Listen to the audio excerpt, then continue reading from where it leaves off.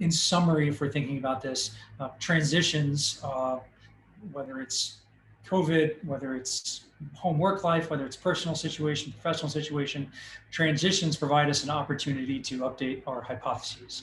And if we approach transitions with this adaptive mindset rather than a rigid mindset, you will experience that change through the lens of curiosity, through exploration, and through opportunity, which will ultimately allow you to better navigate that transition and be more effective in the new environment that you find yourself in. So I think just to kind of put a broad brushstrokes on everything that we've talked about, that's how I would define it in summary.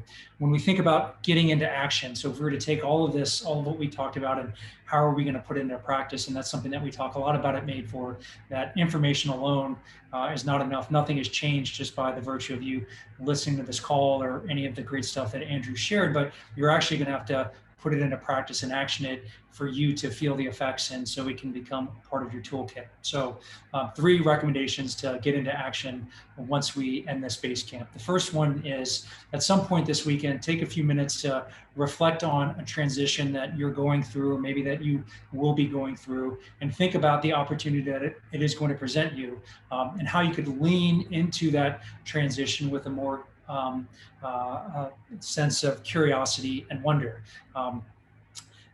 And recognize that in doing so, you're going to set yourself up better to navigate that transition. So think about what we've learned, and think about how you can apply curiosity and wonder to that situation.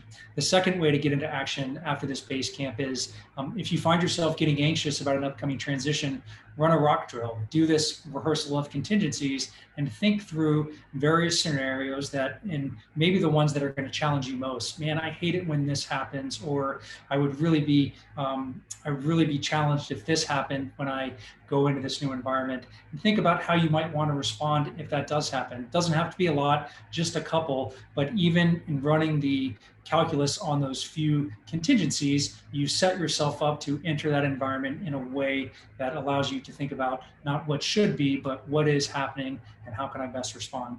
And then the third way to get into action is take what we've talked about today and apply it to someone else. So recognize if you have a rigid family member, if you see someone responding in a way that maybe seems out of sorts, think about it through this lens of hypothesis testing, hypothesis being challenged or violated, and maybe that allows you to cultivate a level of empathy or understanding, and allows you to better respond to that person when they're experiencing this. So those are the 3 action steps that I had out of this.